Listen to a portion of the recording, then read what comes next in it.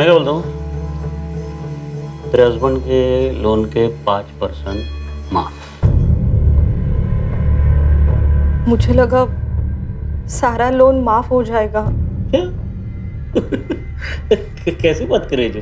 एक ही बार में, एक ही बार में पूरा 5 लाख माफ?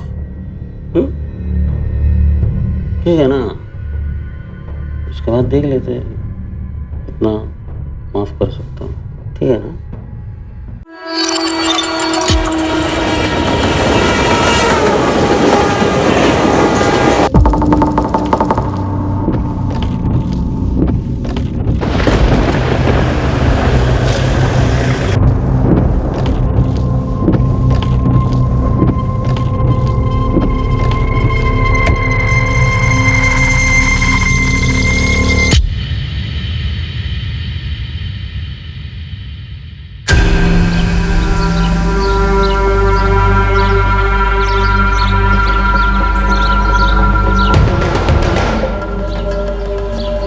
की power n to square upon n to square plus c।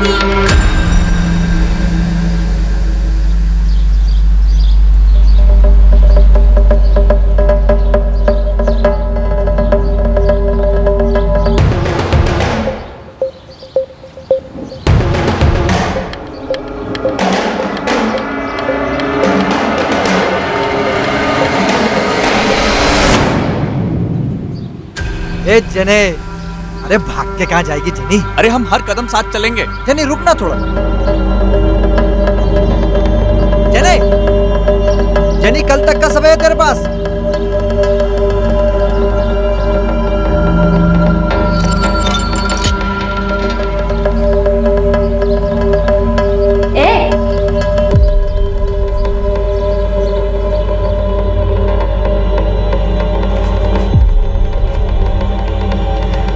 Jenny, jenny, jenny, क्या हुआ बेटा? क्या हुआ बेटा? बोल, हुआ क्या है? मामा, वो संजय और प्रकाश है ना, जब भी मैं स्कूल से वापस आती हूँ तो सीटी बजाते हैं, गंदी गंदी बातें बोलते, पीछे लग जाते हैं, वो लोग छेड़ते हैं, वो जबरदस्ती गंदे गंदे वीडियोस दिखाते हैं मुझे। जेनी देख, मस्त है ना? देखो, अरे जेनी देख तो सही। अरे तू डर क्यों रही जेनी? अबे देखना जेनी, जेनी देखना। मामा गंदी गंदी बातें बोल रहे थे कि चली गई क्या? आज बोल रहे थे कि ठाकुर बावड़ी आने के लिए, और वहाँ पे वो लोग आज वो लोग बोल रहे कि अगर मैं वहाँ पे जाऊंगी तो मेरे मामा, वो 2 दिन पहले भी वो लोग बोल रहे थे कि कितने प्यार से समझा रहा हूँ जनी, एक बार की बात है ना। जेनी देख, डर मत, तुझे कुछ नहीं होगा। देखो मैं बता रही हूँ, मुझे जाने दो। अरे जाती तू रोज है, आज आज। अरे समझा यार, जबरदस्ती अपने को भी नहीं अच्छा लगेगा। तेरे को अच्छा लगेगा जेनी ऐसे जबरदस्ती करेंगे तो? हाँ मैं कह रही हूँ, मैं पुलिस को बुला लूंगी। हाँ मुझे जाने दो यहाँ से। जनी, अबे जेनी सुन तो, ए जेनी। मामा वो लोग धमकी दे रहे हैं कि अगर मैं वहाँ पे नहीं गई तो वो लोग एसिड फेंकेंगे मुझ पे। मामा मुझे कहीं नहीं जाना है, प्लीज मुझे स्कूल भी नहीं जाना है, प्लीज मुझे स्कूल नहीं जाना। बेटा मम्मा है ना? स्कूल नहीं जाना, प्लीज मेरा प्लीज बच्चा, मुझे रोना नहीं, मम्मा है ना? मुझे बहुत डर लग रहा है। मामा प्लीज मुझे कहीं पर जाने दो।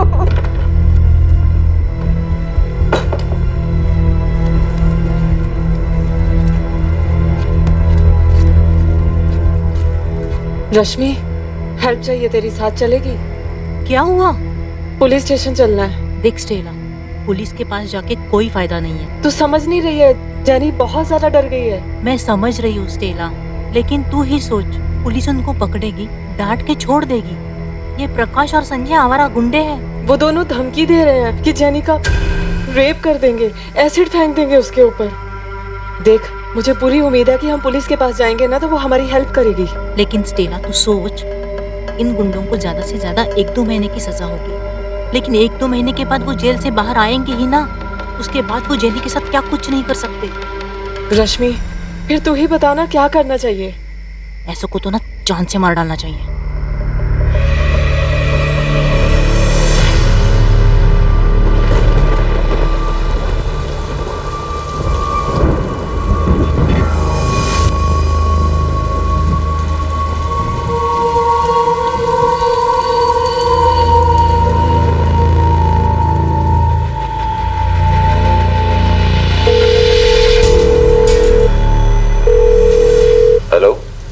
हेलो योगेश, स्टेला बोल रही हूँ।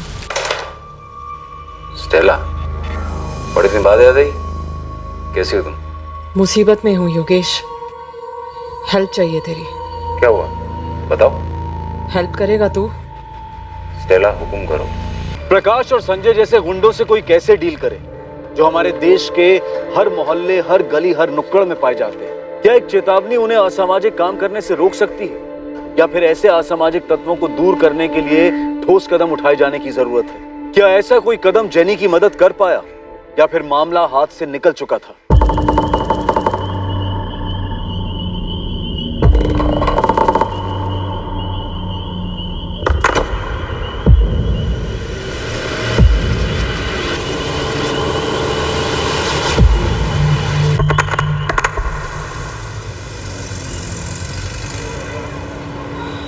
पायल, जल्दी कर, कभी तो कॉलेज टाइम पे पहुंच।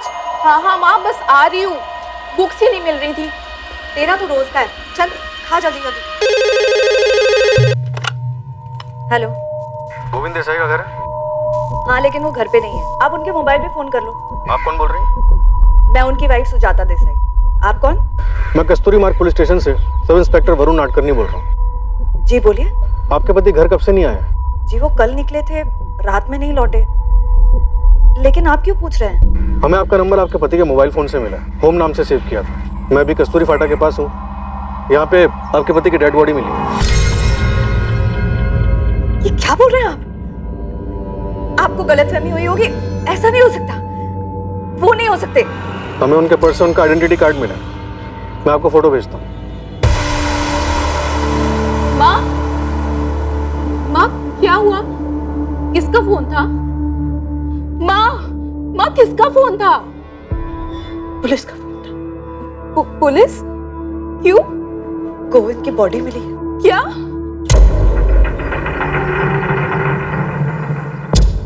सर पर्स चोरी नहीं हुआ, मोबाइल नहीं है, मारने वाला गाड़ी भी नहीं लेगा। सुनसान जगह है, यहाँ पे कोई रोकने वाला भी नहीं होगा। सर सोने की चैन और अंगूठी बॉडी पर वैसी।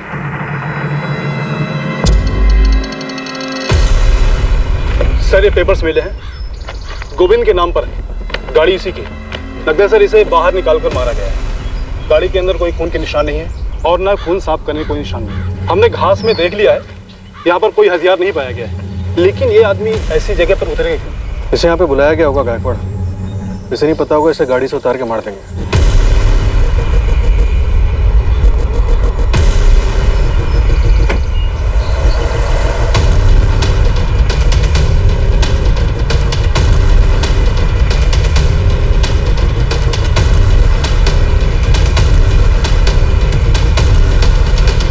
पेट और आंतों पे टोटल 19 बार वार हुआ है इंस्पेक्टर। डॉक्टर ये वार किस चीज से किए गए? चाकू या चॉपर?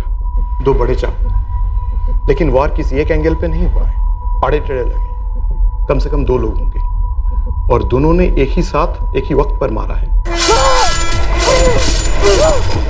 ये डेथ कल शाम 6 से 8 बजे के बीच में हुई है। मर्डर के बाद कोई सामान चोरी नहीं हुआ, ना गाड़ी, ना पैसे, ना मोबाइल, यहाँ तक कि गोल्ड ज्वेलरी भी। मोबाइल तो वैसे भी अब कोई नहीं चुराते इंस्पेक्टर। सब जान गए हैं कि क्रिमिनल्स को पुलिस मोबाइल ट्रैक करके पकड़ लेती है। बाकी की चीजें क्यों नहीं चुराई?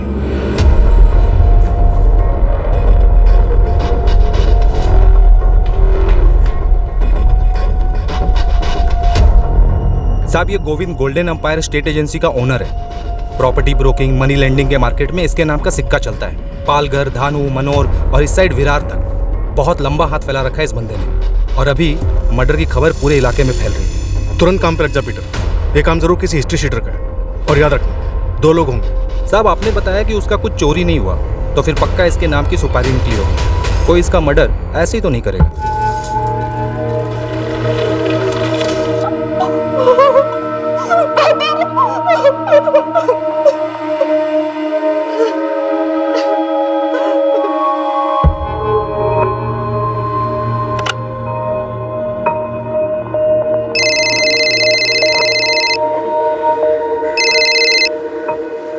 हेलो गौरी, जी गौरी बोल रही हूँ, बताइए। सब इंस्पेक्टर नैना तांबे, गोविंद देसाई को जानती हो? बिल्कुल जानती हूँ, लेकिन आप क्यों पूछ रही हैं? कल शाम आपने गोविंद देसाई को फोन किया था 5:15 बजे। हाँ किया था, लेकिन बात क्या है? गोविंद देसाई का मर्डर हो गया है। क्या? कब? कैसे? सुजाता जी, आपको नहीं पता कि आपके पति गोविंद कस्तूरी फाटा कैसे पहुंचे? नहीं पता सर। जब घर से निकले गोविंद तो उन्होंने कुछ बताया था कि वो कहाँ जा रहे हैं? सुबह नाश्ता करके निकले थे सर। आखिरी बार तभी मुलाकात हुई थी। कहा था कि कुछ काम है, रात में नहीं लौटेंगे। उन्होंने बोला था कि आज सुबह या शाम तक वापस आ जाएंगे। आज बाहर जाना पड़ेगा सुजाता, तो शायद रात को नहीं आऊंगा। दूर जा रहे हो क्या? नहीं, जाना तो दमन ही है। वहां क्या है, एक जमीन का सौदा हो रहा है, टाइम लगेगा शायद, तो कल दोपहर को या शाम तक आ जाऊंगा। कैसे हुआ ये? किसने किया? गोविंद दमन नहीं गए थे, या फिर वो जा रहे थे और रास्ते में किसी ने उनका मर्डर कर दिया। लेकिन मर्डर क्यों किया? आप किसी गौरी को जानती हैं? नहीं।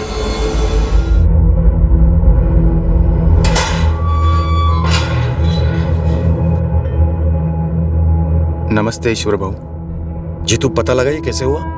किसी ने भी किया हो ईश्वर भाऊ, अपना क्या है, अपना तो काम हो गया। लेकिन जीतू ये काम किसका है मालूम करता हूँ, थोड़ा टाइम लगेगा।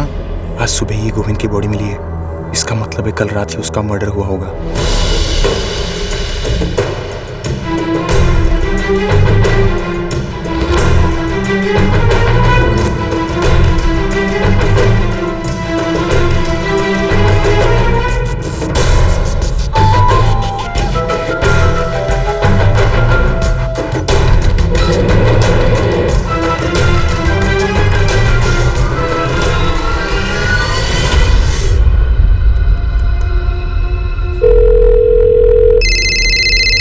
हाँ बोल। तूने खबर सुनी अशोक? कौन सी खबर? गोविंद का मर्डर हो गया है। मोबाइल पर फॉरवर्ड्स आ रहे हैं। क्या बोल रहा है? किसने मारा?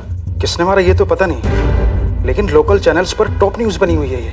गोविंद देसाई एक जाना माना प्रॉपर्टी डीलर और मनी लेंडर था। उसके मर्डर की खबर पालघर में जंगल में लगी आग की तरह फैल गई। पूछताछ के लिए जिसे सबसे पहले बुलाया गया वो कोई और नहीं बल्कि स्टेला थी, जिसकी बेटी को 2 लफंगे परेशान कर रहे थे। स्टेला गौरी कैसे बनी ये मर्डर चक्रव्यूह का हिस्सा था, एक ऐसा चक्रव्यूह जिसे तोड़ पाना इन्वेस्टिगेटिंग टीम के लिए आसान नहीं होने वाला था। जी मेरी बात हुई थी उनसे, मैंने ही फोन किया था ये बताने के लिए कि इंस्टॉलमेंट रेडी है, अपने पैसे लेने आ सकते हैं। मैंने 10,000 अरेंज कर लिए हैं गोविंद जी, आप लेने आ सकते हैं या फिर जगह बता दीजिए, मैं वहीं पे भिजवा दूंगी आपको। नहीं, मैं खुद आ जाऊंगा गौरी। वैसे भी विरार साइड पे मुझे 6:30 बजे शाम को काम है ही, फिर उसके बाद आपके यहाँ आ जाऊंगा और पैसे भी कलेक्ट कर लूंगा। काफी इंतजार किया लेकिन वो आए ही नहीं, मुझे लगा कोई काम पड़ गया होगा, बिजी हो गए होंगे, आज आ जाएंगे। लेकिन गोविंद ने क्या कहा था आपसे? 6:30 बजे विरार में कुछ काम है। जी यही कहा था मुझसे। गोविंद ने अपनी पत्नी से झूठ क्यों बोला? विरार? ऐसा तो कुछ नहीं बोला था उन्होंने, सिर्फ दमन जाने की बात बोली थी। ये बात हमें गौरी ने बताई। विरार में टेलर की शॉप है उसकी, इंस्टॉलमेंट की पहली किस्त देनी थी उसे गोविंद जी को। गौरी ने जब गोविंद जी को फोन किया था तो उन्होंने कहा था कि विरार का काम खत्म करने के बाद वो खुद उसके घर आके पैसे उठा लेंगे। उन्होंने फोन करके भी ऐसा कुछ नहीं बोला। अगर प्लान में चेंज होता था तो रात में वापस घर ही आते थे। मैडम मैंने पता कर लिया है, गौरी का टेलर शॉप विरार में है, लेकिन एक झोल है। क्या है गायकवाड़? उसका असली नाम गौरी नहीं है, स्टेला है, स्टेला गौरी थॉमस। उसकी दुकान का नाम जेनी टेलर्स है। अपनी बेटी के नाम पर उस दुकान का नाम रखा उसने। असली नाम क्या है तुम्हारा? स्टेला या गौरी? दोनों ही असली नाम है मेरे। मेरा पूरा नाम स्टेला गौरी थॉमस है। अपने पति जॉन से शादी के पहले मेरा नाम गौरी था। गोविंद से लोन लेते वक्त अपना नाम क्या बताया? गौरी? सर पूरा नाम बताया था, स्टेला गौरी थॉमस। और मिले कब थे तुम दोनों पहली बार? 4 महीने पहले। मैं अपनी आंटी के घर गई थी सूरत में, वहां से वापस आते हुए ट्रेन में मिले थे गोविंद जी। सूरत में? नहीं सर, वापस स्टेशन से चढ़े थे वो।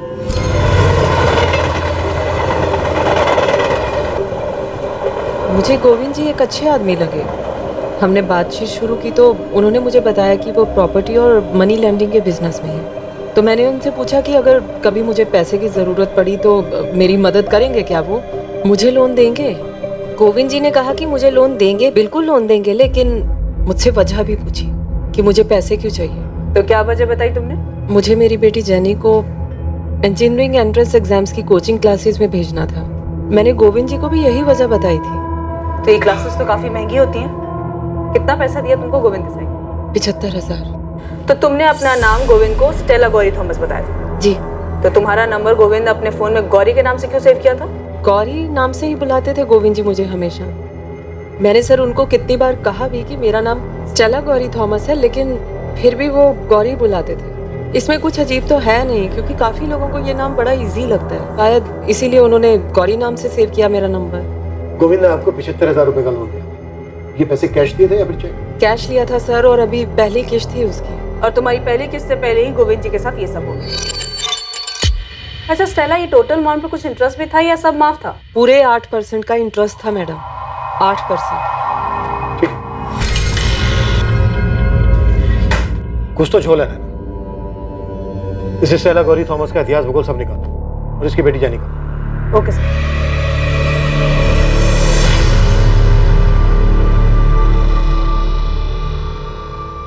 स्टेला की बेटी जेनी अब स्कूल से अपने घर बिना डरे सुरक्षित वापस आती थी।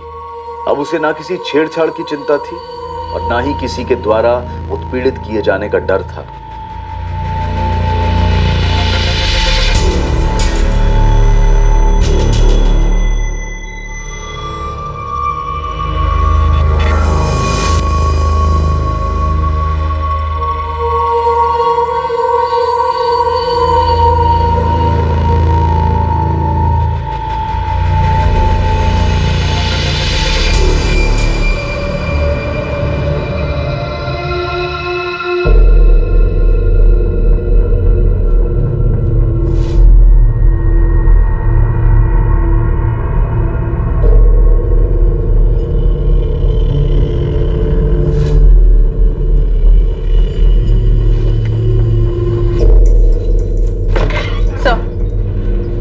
स्टेला का नंबर गोविंद देसाई के फोन रिकॉर्ड में है।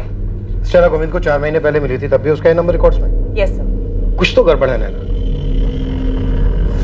लोन लेने वाली औरत अपना नाम स्टेला गौरी थॉमस बताती है और लोन देने वाले को उसके नाम में सिर्फ गौरी पसंद आता है, और वो उसका नंबर अपने फोन में इसी नाम से सेव करता है। क्यों? तो आपका मतलब पैसों के लेन देन के अलावा भी कोई मैटर हो सकता है? हालांकि अभी ठीक से कुछ कहा नहीं जा सकता, पर कुछ भी हो सकता है। फिर तो सर हमें इस गोविंद देसाई का बैकग्राउंड अच्छे से चेक करना होगा।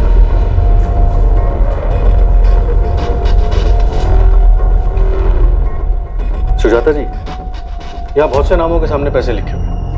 आपके पति ने काफी लोगों को पैसे दिए थे। उनके काम के बारे में ज्यादा डिटेल में कुछ भी नहीं मालूम सर।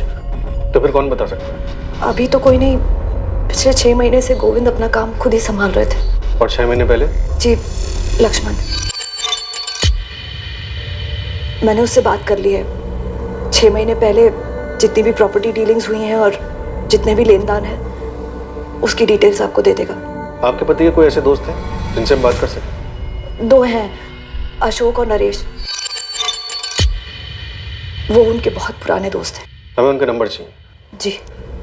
सुजाता जी, क्या आपको किसी पे शक है कि आपके पति गोविंद के साथ ऐसा कौन कर सकता है? देखिए, क्राइम सीन वैसा का वैसे ही था। ना कुछ छुपाया गया ना मिटाया गया, कोई छेड़छाड़ नहीं हुई। आपके पति का सामान भी चोरी नहीं हुआ। 100% ये मर्डर किसी पर्सनल मैटर की वजह से हुआ। सर, अंदाजा लगाना तो बहुत मुश्किल। मेरे पति बहुत अच्छे आदमी थे सर। सर, आप किसी गौरी के बारे में पूछ रहे थे, वो कौन है? हाँ, यही विरार में रहती है, स्टेला गौरी थॉमस। आप कुछ याद करके बता सकती हैं कभी आपके पति ने इस नाम का कोई जिक्र किया हो? सर, वो हमें अपने काम से दूर ही रखते थे। कभी कहीं आना जाना होता था तो बता देते थे। उस दिन भी बताया था कि दमन जा रहे। देखिए, दमन जाने की कोई भी बात हमारे सामने नहीं आई है। हमने उनके फोन रिकॉर्ड लोकेशन चेक किए, ऐसा कुछ भी सामने नहीं आया कि वो दमन गए थे या दमन में थे। सुपारी है बेटा। ईश्वर गरुड़ का नाम तो सुना ही होगा। धानु के जेल में आराम कर रहे इस वक्त। उसी ने ये सुपारी उठाया था गोविंद के नाम का। उसका एक पंटर है जीतू तलपड़े, और इस जीतू ने 15,000 रुपये दिए थे हिस्ट्री शीटर चंदू को इस गोविंद को दुनिया से उठाने के। तो मतलब तू कह रहा है कि सुपारी सबसे पहले मिली ईश्वर गरुड़ को, उसने दी अपने पंटर जीतू को, जीतू ने आगे बढ़ाई चंदू को। तो मुझे एक बात बता, ईश्वर गरुड़ को सुपारी बेची किसने? अब ये बेचने वाले एक जगह दुकान लगा कर थोड़ी बैठते थे। मुझे जितनों के नाम पता थे तुझे बता दी। गरुड़ सबका गुरु, सबको बोल इस गरुड़ को अच्छी तरह से गुरु दक्षिणा देने की थी, सब बता देगा। देखो ज्योति, जो भी था मैंने सब बता दिया, मैं कुछ नहीं छुपाता। पर तुमने ऐसे क्यों किया रतन? क्यों? फिर तूने जो किया वो क्यों किया? क्या जरूरत थी? गोविंद हमारे बचपन का दोस्त था सर। काफी टाइम तक मिलना जुलना था हमारा उससे। काफी टाइम तक था मतलब फिलहाल नहीं था। क्यों ऐसा? गोविंद बदल चुका था सर। अब मरे हुए इंसान के बारे में क्या बात करें? ऐसा भी क्या बदलाव आ गया था गोविंद में? गुरूर सर, गुरूर पैदा हो गया था उसमें। पैसे का गुरूर जो हर कोई नहीं संभाल पाता, जिसने अच्छे अच्छे को बदल दिया सर। हमारा दोस्त भी बदल गया था सर। अमीर होने का रौब झाड़ता था हम पर। और क्या क्या खूबियां थी तुम्हारे इस अमीर दोस्त में, खास करके ऐसी जिसकी वजह से उसका मर्डर हो गया? सर उसके मर्डर का तो हमें कोई अंदाजा नहीं है। तकरीबन 2 साल पहले हम लोगों ने उससे अपनी दोस्ती खत्म कर ली थी। क्या करते सर, जब भी मिलते थे पीने के लिए वो हम दोनों को नीचा दिखाने की कोशिश करता था। बोलता था मैं कहाँ तुम दोनों कहाँ। सर दोस्ती में मजाक उड़ाया जाता है पर इज्जत भी दी जाती है, जो गोविंद में नहीं दे रहा था। तुम लोग सीधी बात कर रहे हो, मैं भी सीधा मुद्दे पर आता हूँ। 17 तारीख को दोपहर को जब गोविंद लंच पर अपने घर आया तो अपनी वाइफ सुजाता से ये कहकर गया कि वो दमन जा रहा है। अब तुम लोग ये बताओ कि गोविंद ने अपनी वाइफ से झूठ बोला या उसकी वाइफ हमसे झूठ बोल रही है?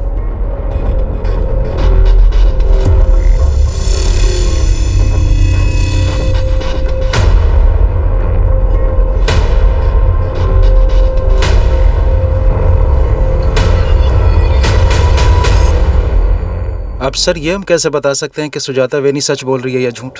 और वैसे भी सर हम तो उससे दूर हो गए थे। सर अगर आप गोविंद के मर्डर के बारे में सच पूछना चाहते हैं तो उसके राइट हैंड लक्ष्मण से पूछिए, वो सही आदमी है। अगर सच बोलेगा तो। सर मैं 6 महीने पहले तक का हिसाब किताब जानता। ये सारे लेनदार रजिस्टर में ही मेंटेन करता था। सर गोविंद जी के 2 प्लॉट दमन में, एक वापी में और यहाँ तारापुर में 2 प्लॉट में। और ये सब 6 महीने पुरानी बात है सर। 6 महीने पहले ऐसा क्या हुआ? उन्हें जॉब क्यों छोड़ दी? हमने सुना है तू गोविंद जी का राइट हैंड बन गया था। गोविंद जी ने अपना राइट हैंड खुद काट के फेंक दिया था। मैं निकला नहीं था, निकाला गया। लक्ष्मण, ये तेरे रजिस्टर में रमाकांत के 20,000 कहां से पैदा हो गए बे? ये क्या बोल रहे हो भाऊ? 15 तारीख को आपको कैश दिया था, आपने तो एंट्री की थी। अच्छा, मेरी डायरी में तो एंट्री है नहीं इसकी। लिखा है क्या कुछ इधर? टेढ़ा समझा मेरे को? हाँ, ये धंधे में तेरा बाप हूं मैं साले, समझा ना? भाऊ ऐसे बात मत करो, गलती आपसे हुई है, एंट्री आपने नहीं की। मुझसे गलती हुई? मुझसे गलती हुई? ठीक है। ये मुकेश पवार ने 30,000 रुपए दिए। देख ना, इधर देख, तूने लिखा है ना। पैसे कहाँ है? पैसे कहाँ है? देखो भाऊ ऐसा कुछ उल्टा सीधा मत बोल। जब भी कैश आता है उसको काउंट करता हूँ, आपको देता हूँ, उसके बाद रजिस्टर में एंट्री करता हूँ। आप अचानक से बोलोगे तो कैसे याद दिलाऊं भाऊ? भाऊ पिछले 3 साल से इस ऑफिस में काम कर रहा हूँ, आप अचानक से ऐसा नहीं बोल सकते। 3 साल से तू काम नहीं कर रहा है। 3 साल से ना तू सिर्फ मुझे छूना लगा रहा है। अब तक तू लखपति बन गया होगा। कितने पैसे बनाए रे? कितने पैसे बनाए? बोलना बोलना। सर ऐसे कैसे थप्पड़ मार सकते? थप्पड़ सर सीधा दिल पे लगा। उसने बोला निकल जा, मैं निकल गया सर। तो सच में घपला करता था? सर मेरा नाम लक्ष्मण है, गोविंद नहीं। ईमानदारी से काम करता हूँ, कोई घपला नहीं किया सर मैंने। तो तेरे कहने का मतलब है गोविंद घपला करता? अब मरने वाले के बारे में बुरा क्या बोलूं, वही नहीं की इज्जत करता हूँ। वो खुद से नहीं मरा लक्ष्मण, उसे मारा गया। बोलना तो तुझे पड़ेगा। क्या बोलूंगा सर? इस लिस्ट में जितने लेनदार है ना, किसी से भी पूछ लो, कोई कुछ नहीं बोलेगा। और बहुतों को तो सर पता भी नहीं होगा। तुझे तो पता है, तू बोल। सर मजबूर लेनदारों की बीवियों के साथ सोता था, दिन रात सब एक थी उसकी। बहुत औरतों को अंदर आते देखा, किसकी बीवी है मुझे नहीं पता, पर मैं सिकंदर के शैतान को पहचान गया था। ऐसे कितने लेनदारों की इंस्टॉलमेंट माफ कर देता था। मैं कुछ पूछता था तो बोलता था, ए तेरे बाप का पैसा है क्या? झापड़ मारा सर, पर मैंने कोई घपला नहीं किया सर। साला 1 नंबर का सुजाता वहीने को तो उसकी करतूतों के बारे में पता भी नहीं होगा। दमन बोल के गया था यही है जो गौरी है उसके साथ। इधर भी कुछ उल्टा सीधा किया होगा सर। तो गौरी को जानता है? Stella Gauri Thomas? नहीं सर, बड़ा अजीब सा नाम है, पहले कभी नहीं सुना था, लेकिन वैनी ने बताया उसके बारे में। मेरे टाइम पे कभी गौरी ने कोई लोन नहीं किया। तूने किसी मुकेश पवार का जिक्र किया था, इसमें लिखा है कि मुकेश ने 15 लाख रुपए लिए थे। कितना पैसा लिया था उसने? हाँ सर, 1 साल पहले लिए थे, बल्कि मुकेश जी तो 30,000 रुपये मुझे पकड़ा के भी गए। तो बस 30,000 है मुकेश भाव, तो थोड़ा इंटरेस्ट कम करवाते तो। अरे मैं कौन सा मालिक हूँ मुकेश भाव, इसके लिए गोविंद भाई से बात करो ना। तो गोविंद और उसके कपड़ों के बारे में काफी कुछ जानते। चल एक तुक्का लगा, किसने मारा होगा गोविंद को, और हम तुझे जाने देंगे। सर मैं कैसे बता सकता हूँ, लेकिन 100% इन्हीं लेनदारों में से किसी एक का गुस्सा उतरा सर। गोविंद बहुत नीचे से उठा था। उनके दोस्त अशोक जी और नरेश जी से आपकी बात हुई है ना सर, जैसे वो बड़ा बना ना, गरीबी भूल गया, चमड़ी था 1 नंबर का। 1 करोड़ सब जानता हूं मैं, जो नहीं जानता हूं वो पूछ रहा हूं। अगर जरा भी नाटक किया ना तो चमड़ी उधेड़ के रख दूंगा।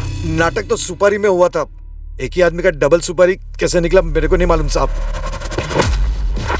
एक पहले मत हो जा, नहीं तो ऐसा तोड़ूंगा कि जिंदगी में कभी सुलझ नहीं पाएगा, समझा? अरे मैं सच बोल रहा हूँ साहब, गोविंद का सुपारी मेरे को 13 जुलाई को मिला था, लेकिन मेरा किस्मत खराब कि 14 को मेरे को आरके ज्वेलर्स की केस में अंदर जाना पड़ा। तो फिर मारा कैसे उसको? अरे मैंने थोड़ी मारा साहब, 17 तारीख तक तो मैं कोर्ट के चक्कर में फंसा हुआ था। 17 को जैसे फ्री हुआ, मैं जेल में बुलाया अपने पंटर जीतू को। नमस्ते ईश्वर बाबू। 5 दिन लेट हो गए, और ज्यादा लेट नहीं होना चाहिए।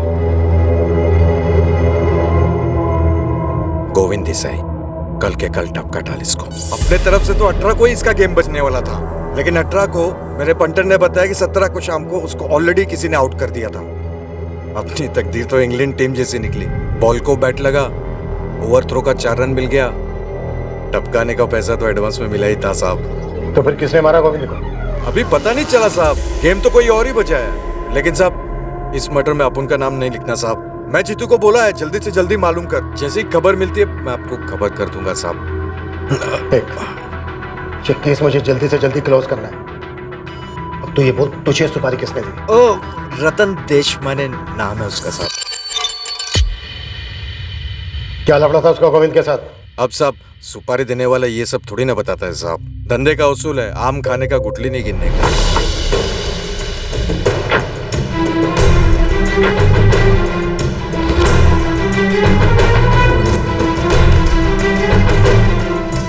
Good afternoon sir.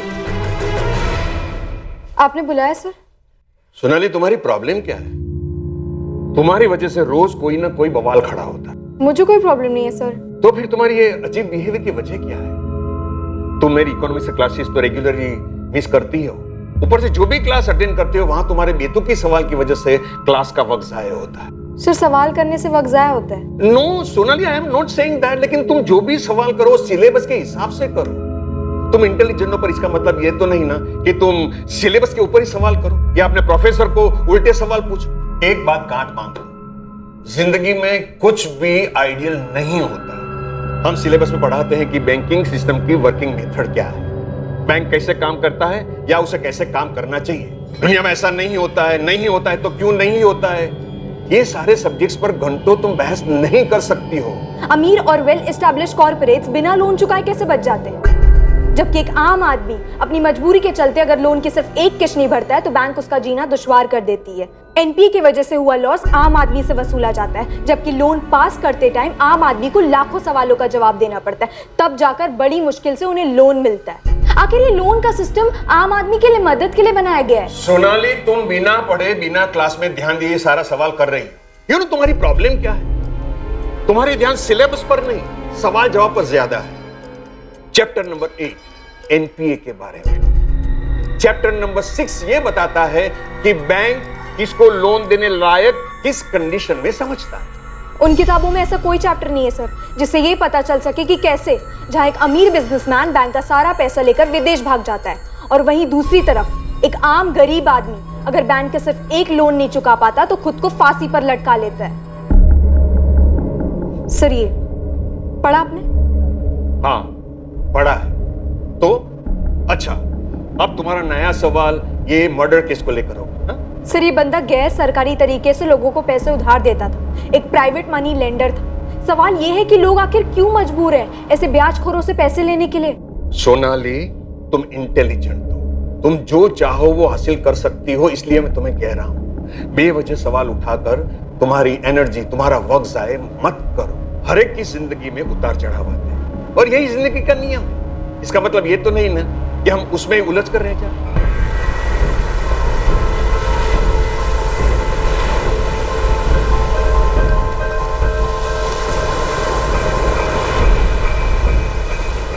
Govind Desai की हत्या पक्के तौर पर सुपारी किलिंग से हुई थी। हत्या करने वाले ने उसकी कोई चीज नहीं चुराई थी। तो क्या हत्यारे को इस बात के कड़े निर्देश दिए गए थे? क्या यह हत्या किसी के मन में पल रहे गुस्से के ज्वालामुखी फटने का नतीजा था, जिसमें पैसे से बढ़कर भी कोई और चीज थी? और क्या इसका ताल्लुक अतीत से था? हाँ, दी थी मैंने सुपारी। गुस्सा था उस गोविंद से, मार डालना चाहता था उसको, अपमानित महसूस कर रहा था। ईश्वर गरुड़ क्रिमिनल है। भले ही उसने ये स्टेटमेंट दिया हो कि गोविंद तुम्हारी सुपारी से नहीं मरा है, लेकिन उसका ये स्टेटमेंट तुम्हें बचा नहीं सकता। तुम भी उतने ही दोषी हो। कोई अफसोस नहीं है सर, कोई अफसोस नहीं। मेरी पत्नी के साथ सोया था वो।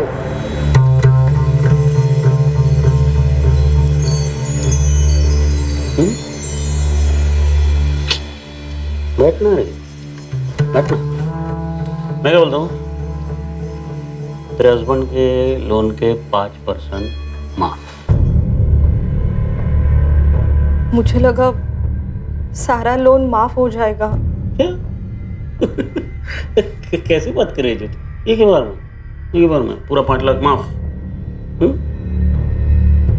ठीक है ना, उसके बाद देख लेते हैं कितना माफ कर सकता हूँ। ठीक है ना? आप समझ नहीं सकते, जब मुझे इस बात का पता चला तो मैं किस दर्द से गुजरा हूं कोई नहीं समझ सकता, जब तक कि ये सब उसके खुद के साथ ना हुआ हो। तुमने लोन लिया था उससे? लेकिन इस चीज के लिए नहीं ना सर। पैसे लौटाने में थोड़ी सी देरी क्या हो गई?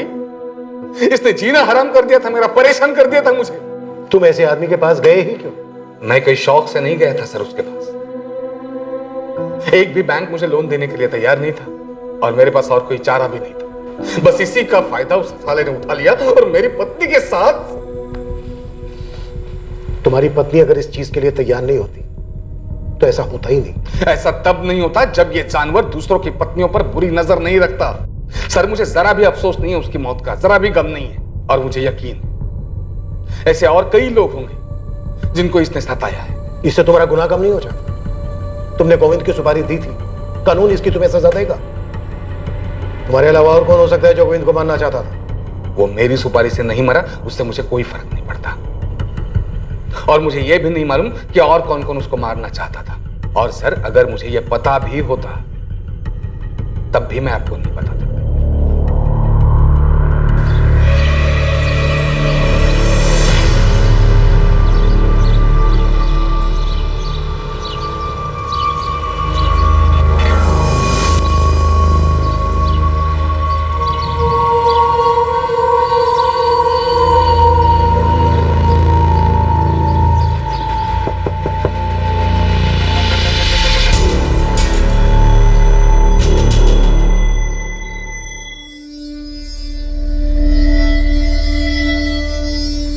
क्या हुआ मम्मा?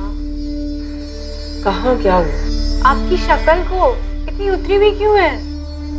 कुछ नहीं मम्मा, जब से वो पुलिस ने उस गोविंद के बारे में पूछताछ के लिए बुलाया बहुत परेशान लग रही है। तू ज्यादा ही सोच रही है, ऐसा कुछ नहीं।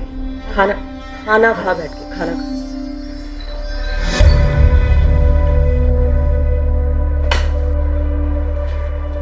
मम्मा, आपने वो संजय और प्रकाश को क्या बोला था? यही कि मेरी बेटी को परेशान न करे। बस आपने इतना बोला और वो लोग मान गए? हाँ, बस यही बोला, लेकिन जैसे बोलना चाहिए था वैसे बोला। अब बातें मत कर, खाना खा। खाना खा।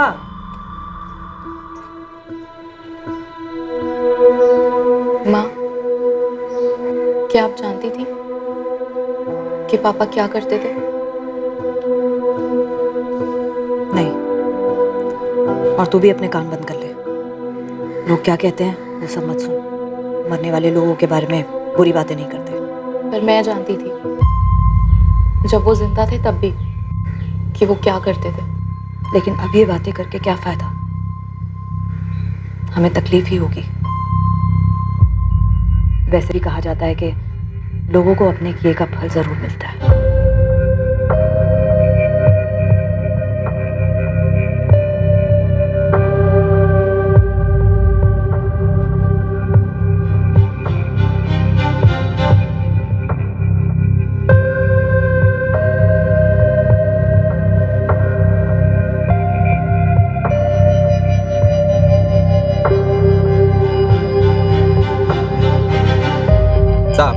ये गोविंद का मर्डर रतन देशमाने के सुपारी की वजह से नहीं हुआ। इसके पीछे दो अलग बंदों का हाथ है, ईश्वर और उसका राइट हैंड जीतू। इन लोगों ने सब अरेंज किया था। अभी दोनों गायब है, पर न्यूज कंफर्म है कि इन दोनों ने मर्डर नहीं किया। मैंने तुझे 2 आदमियों का कच्चा चिट्ठा निकालने के लिए कहा था, क्या हुआ उसका? अच्छा, वो मुकेश पवार ना साहब, हाँ उसका भी निकाला है ना साहब। मैंने अपने 2-3 बंदों को काम पे लगाया था। पता चला है कि किसी प्राइवेट फर्म में अकाउंटेंट का काम करता है। गोविंद से 15 लाख रुपए लिए थे उसने, 12 लाख अभी भी सर पे है। गोविंद की पत्नी सुजाता से इसने वादा किया था कि पैसा वापस कर देगा करके। अभी सुजाता इन सब लेनदारों के पीछे पड़ने वाली है। हेल्प करने के लिए उसने लक्ष्मण को भी वापस काम पे रख लिया है। साहब मैं आपको 2 बातें और बताने वाला था। कौन सी बात? पहली तो लक्ष्मण देवधर के बारे में। कुछ हो लेके उसने गोविंद के लफड़े और गपलों के बारे में बताया था। गोविंद के लफड़े के बारे में बताया होगा, पर अपने लफड़े के बारे में नहीं बताया होगा साहब। तो तू बता दे, क्या छूट गया हमसे? पायल साहब, गोविंद की बेटी पायल और लक्ष्मण।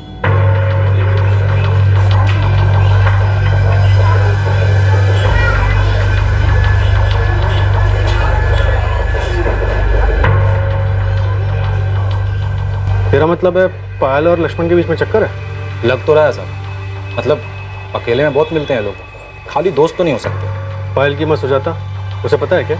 अब ये तो वही बता सकती है साहब। हालांकि उसने लक्ष्मण को वापस काम पे तो रख लिया है। गोविंद के धंधे के बारे में बहुत नॉलेज है उसको। और दूसरी बात ना 2 साल पुरानी है। अपने पालघर में एक सुसाइड हुआ था, विनोद विचारे नाम था मरने वाले का।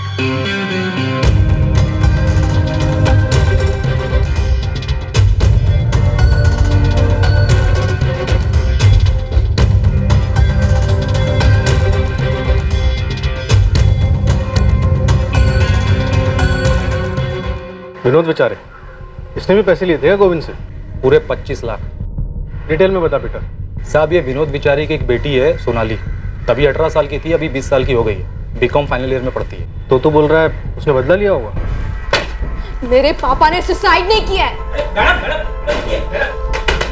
ये एक कोरा कागज है, लेकिन इस पर एक चीज लिखी हुई है जो तुम्हें दिखाई नहीं देगा, और वो ये है कि मेरे पापा ने सुसाइड नहीं किया, बल्कि उनका मर्डर हुआ है, वो भी तूने किया। ये लड़की, मैंने ना कोई ट्रस्ट वस्ट नहीं खुल रखा यहाँ। तेरे बाप ने मुझसे उधार पैसे लिए थे, वो तो चुकाने पड़ेंगे तुझे या तेरी माँ को। गोविंद देसाई, तुझे इस बात की कीमत चुकानी होगी, और मैं तुझे यकीन दिलाती हूँ कि तेरा पूरा कर्जा उतार दिया जाएगा, वो भी एक झटके में। तो लक्ष्मण ने सोनाली के बारे में नहीं बताया था? नहीं सर, और पायल के बारे में भी नहीं बताया। I'm 100% श्योर इस मर्डर में कोई पर्सनल एंगल है, इसलिए सामान चोरी नहीं हुआ। एक्यूज ने अपना काम किया और निकल गया। सर, ये स्टेला थॉमस और स्टेला गौरी थॉमस, इसका कुछ तो जरूर है इस केस से। उसने गोविंद को लास्ट कॉल किया था, इसलिए उस जगह पर बुलाया जहां पर उसका मर्डर हुआ था। सर 100% ये उसी का काम है। इस स्टेला का एक नया एंगल पता चला है। स्टेला की बेटी जेनी 12th में, अभी 6 महीने पहले की बात है। स्टेला की बेटी जेनी को उसके इलाके के 2 लड़के संजय और प्रकाश परेशान करते थे, छेड़ते थे उसे। ये बात जेनी ने स्टेला को बताई। स्टेला ने फिर एक्शन लिया, पर क्या ये नहीं पता। गौरी, स्टेला का नाम? लेकिन स्टेला ने तो मुझसे कभी नहीं कहा। मतलब हो सकता है, पर मुझे नहीं पता। अच्छा रश्मि जी, ये स्टेला का पति जॉन मरा कैसे? मैडम उसका एक्सीडेंट हो गया था। मतलब जिस फैक्ट्री में वो काम करता था ना, वहीं एक्सीडेंट हो गया। रश्मि जी, मैं गोल गोल बात नहीं करूं, पर हमें शक है कि गोविंद देसाई की मर्डर में स्टेला थॉमस और स्टेला गौरी थॉमस का हाथ है। ये क्या कह रही हो मैडम आप? नहीं मतलब इसके बारे में सही में मुझे कुछ नहीं पता। मैडम जेनी बहुत परेशान थी 2 लड़कों की वजह से, प्रकाश और संजय। ये हमारे इलाके में रहते थे वो। ये मतलब? अभी कहाँ है वो दोनों? वो तो नहीं मुझे पता, पर हमेशा जेनी को छेड़ते थे वो और कुछ गलत करने का मौका ढूंढ रहे थे बस। स्टेला भी बहुत परेशान थी, वो तो पुलिस के पास जाना चाहती थी, लेकिन मैंने ही मना किया था उसे। क्यों? मैडम, प्रकाश और संजय दोनों गुंडे थे। आप लोग उन्हें पकड़ लेते, 4 दिन अंदर रखते, लेकिन 4 दिन के बाद तो उनको छूट के बाहर ही आना है। और फिर वो न जाने जेनी के साथ क्या करते। तो ये मामला निपटा कैसे? मतलब उन दोनों ने जेनी का पीछा कैसे छोड़ा? ये सब तो मैं नहीं जानती मैडम, बस मैं इतना जानती हूँ कि स्टेला ने कैसे भी करके उनके मजबूत को निपटा दिया था। सलाम मैडम। मैडम, मिस्टर इंडिया बन गए ये प्रकाश और संजय। कहाँ गायब हो गए किसी को कुछ पता नहीं। कुछ पता नहीं मतलब? 6 महीने से गायब। गणेश तो स्टेला की जड़ें खोद के निकाल देखे तो क्या चीज है ये, कैसे गायब करवाया इसने इन दोनों लड़कों को। ठीक है, 6 महीने से संजय और प्रकाश दोनों लापता हैं। जेनी को 2 लड़के छेड़ते थे, प्रकाश और संजय। जेनी की माँ स्टेला ने एक्शन लिया और ये दोनों लड़के गायब हो गए। इन दोनों लड़कों के गायब होने के 6 महीने बाद गोविंद का मर्डर हो जाता है। क्या लगता है ये इंसिडेंट आपस में कनेक्टेड है?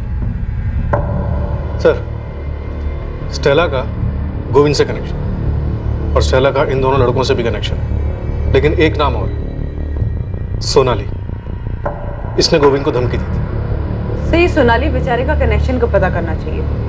शायद स्टेला को जानती हो। तुम दोनों लक्ष्मण और पायल को भी भूल रहे हो। ये दोनों भी कनेक्टेड हैं गोविंद से। स्टेला गोविंद से कनेक्टेड, सोनाली गोविंद से कनेक्टेड, लक्ष्मण और पायल गोविंद से कनेक्टेड।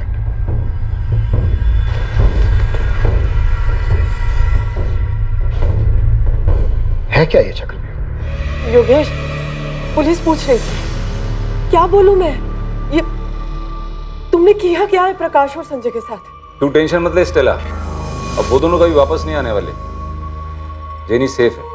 टेंशन मुझे पुलिस दे रही है योगेश। तुम बताते क्यों नहीं? किया क्या है तुमने उन दोनों के साथ? मैंने बोला ना, वो कभी वापस नहीं आएंगे। तू आराम से घर पे बैठ।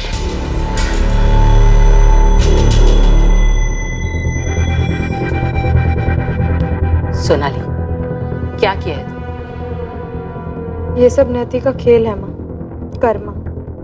उसने जो किया उसके कर्मों का फल उसे आखिर में मिल ही गया। उसने जो हमें दिया था वो वापस चुकाया जा चुका। हिसाब दोनों तरफ से बराबर होना चाहिए। अब हो चुका।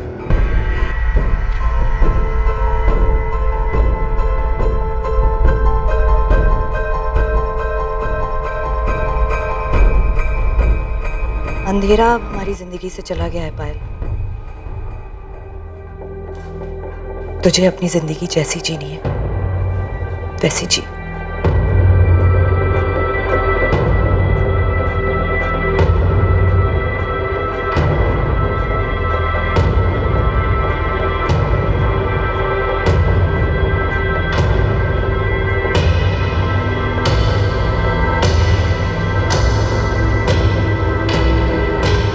अगर गोविंद की हत्या करने के लिए चक्रव्यूह रचा गया है तो इस कनेक्शन और मकसद को समझने के लिए हमें इनके इर्द गिर्द भी चक्रव्यूह रचना होगा। गोविंद अपनी पर्सनल लाइफ में चाहे कैसा भी था, लेकिन हमारे लिए ये सिर्फ एक मर्डर केस है। हमें गोविंद के कातिल तक पहुंचना ही है, चाहे वो फिर एक है या फिर एक से ज्यादा।